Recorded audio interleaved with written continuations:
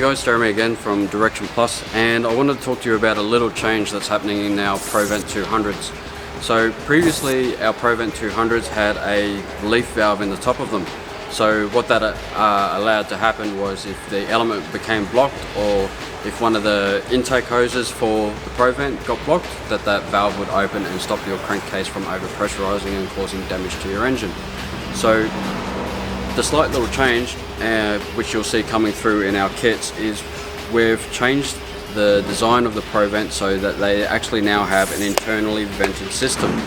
That means that the valve which used to be in the lid, just here, is actually now gone, and we have put that on the bottom of a Provent.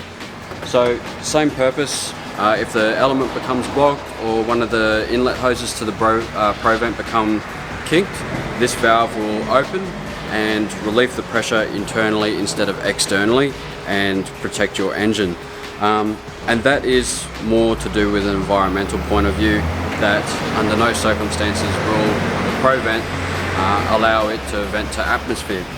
That being said, what about all those people that already have a Provent and externally vent in abnormal operating conditions? So all our new replacement elements, which you'll see coming through shortly, will actually include an internally vented element.